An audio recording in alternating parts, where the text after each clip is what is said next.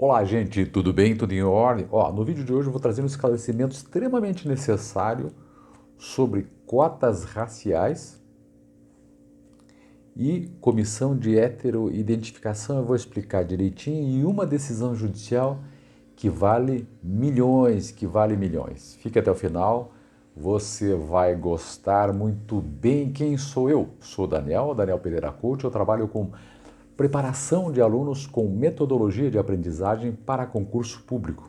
Aqui embaixo, na descrição do vídeo, você vê todo o meu portfólio, o que eu faço, como é que eu faço, qual é a metodologia, a indicação de links de parceiros, dos meus livros, dos meus cursos, tudo está aqui embaixo.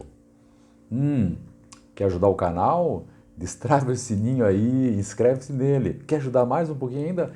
Dê like e comente. O like, o comentário, a inscrição, tudo isso é gratuito, você não paga nada. Fica sabendo dos concursos públicos, dos assuntos que são importantes do concurso público, que eu chamo de intestino do concurso público, e vai melhorar, porque vai passar no concurso público também. Vamos lá agora? Direto ao ponto, sem nenhuma enrolação, sem nenhuma edição do vídeo, seja o que Deus quiser, como se fosse uma live. Olha só.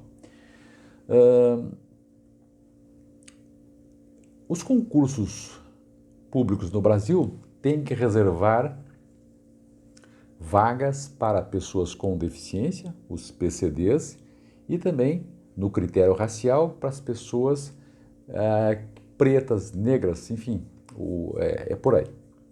Acontece,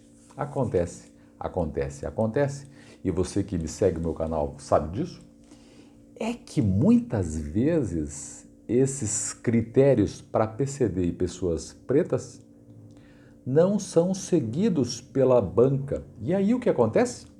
O candidato tem que acionar a justiça. E eu vou trazer aqui um caso que vale milhões para você.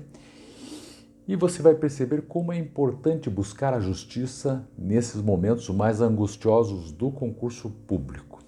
Então esse é um ponto. E mais, uma coisa, você também que me segue sabe já, uma coisa que eu me bato aqui bastante no canal, são esses critérios para se definir se a pessoa pode concorrer às cotas raciais ou não. Porque, claro, os PCDs dependem de exame médico, aí é uma coisa um pouco mais objetiva.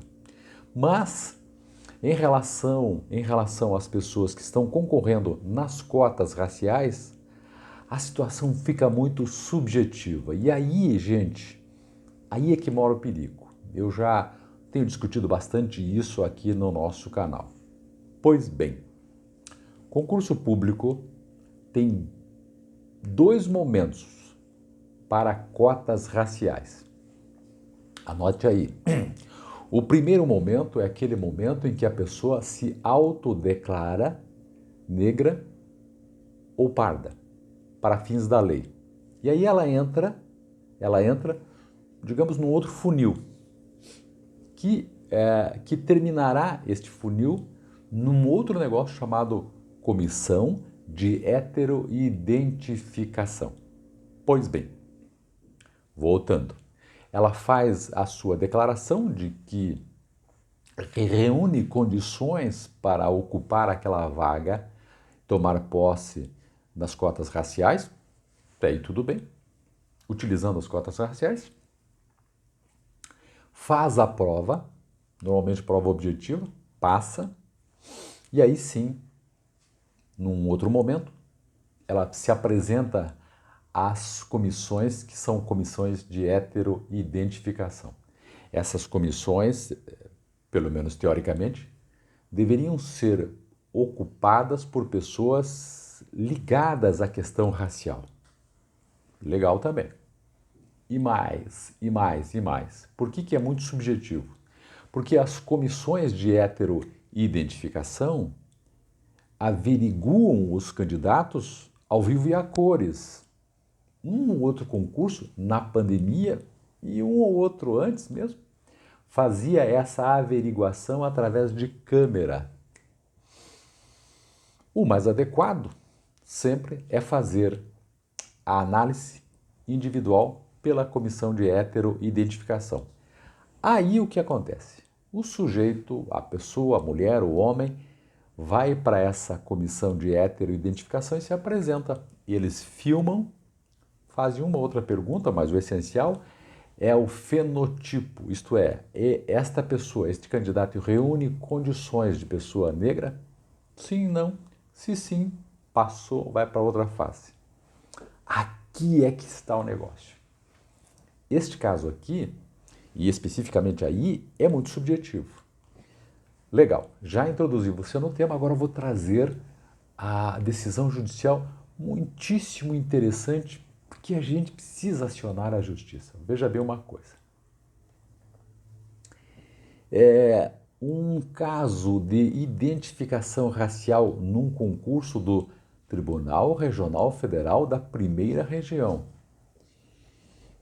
Neste caso, houve a pessoa se autodeclarou negra, passou, foi para outra fase que é a comissão de heteroidentificação.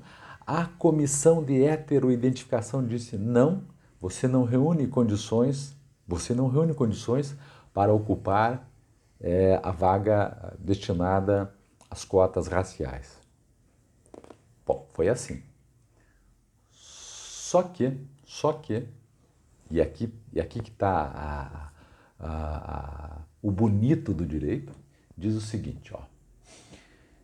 Em caso, vou ler a notícia, a gente vai fazendo uma reação e você vai entender, ó. Chama-se peso da palavra, muito interessante.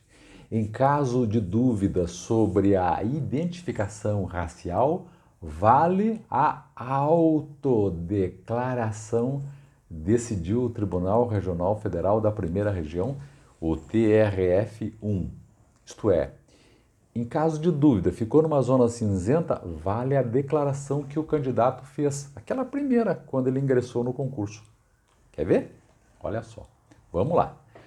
Quando um caso de análise de identificação racial encontra-se em zonas cinzentas, com dúvidas razoáveis sobre o fenótipo do indivíduo, se ele é ou não é negro, isto é, se ele reúne condições físicas para isso, deve prevalecer o critério da autodeclaração. Assim, baseando-se no voto do ministro Luiz Roberto Barroso, do Supremo Tribunal Federal, na ADC 41, a Corte Especial do Tribunal Regional Federal da Primeira Região reconheceu a ilegalidade da eliminação de um candidato em concurso público que foi reprovado na entrevista com a banca de análise, a comissão de heteroidentificação, que foi reprovado na entrevista com a banca de análise dos concorrentes às vagas para pretos e pardos. A relatora do caso foi a desembargadora federal Maura Gomes Tayer. História. O homem foi aprovado nas primeiras etapas do certame para os cargos de, nos dois, analista e técnico judiciário do próprio Tribunal Regional Federal, o TRF1, lá em 2017. Mas, quando submetido à entrevista para a conferência da heteroidentificação, quando ele chegou na comissão de heteroidentificação, foi reprovado como se não fosse pessoa preta, apesar de ter a autodeclaração. Até aí você vê casos muito parecidos com esse. Só que tem um detalhe aqui, ó. Ocorre que o irmão dele, com as mesmas características físicas e genéticas, também participou do concurso e foi aprovado nessa mesma entrevista. Quer dizer, ele foi reprovado e o irmão não. O candidato entrou com recurso administrativo na banca, né, Sebrasp, antigo CESP, organizadora do certame, mas teve o pedido recusado. Administrativamente, ele perdeu.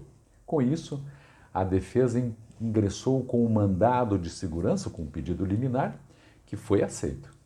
À época, o desembargador Neviton Guedes disse que a exclusão se revelava contraditória. A liminar, no entanto, somente assegurava a reserva da vaga, não a posse. Em 2018, a mesma banca examinadora reconheceu o candidato como negro em 2 concursos, para o TRF, para o Tribunal Regional do Trabalho da Primeira Região e o Ministério Público da União, ambos para os cargos de analista judiciário. Em novembro do ano passado, no entanto, um candidato com nota inferior foi nomeado e empossado no cargo de técnico judiciário do TRF1. Ficou evidente a necessidade de julgamento célere, pois o impetrante estava sendo preterido no concurso, que embora tenha sido reservada para ele a vaga, outros já estavam ocupando. Porque, enfim, a vida é dinâmica. E aí, aquele processo dele, que ele tinha ganhado uma liminar reservando a vaga, tem que ser julgado. E aí, ao longo dos últimos... E Banca Sebrasp. Ao longo dos últimos anos, outras bancas examinadoras confirmaram que o candidato é mesmo negro, porque ele foi participante de candidatos. E por isso deveria figurar na lista das vagas reservadas aos candidatos cotistas. Então, olha que interessante. Isso foi trazido para o processo e revelou-se no processo que havia uma zona cinzenta aí na interpretação se esta pessoa é ou não negra, se ela é ou não preta. E aí o que acontece? Segundo o tribunal, e baseado, claro, no caso concreto, vale aqui a autodeclaração dessa pessoa que diz sou negra, sou preta. Muito interessante essa questão e eu trouxe isso tudo para a nossa análise, saiu no blog do Conjur, vou deixar o link lá embaixo, para que você analise e veja, às vezes a gente joga a toalha no concurso público e falta ir atrás, construir uma tese jurídica suficiente para que o nosso posicionamento perdure e seja confirmado na justiça.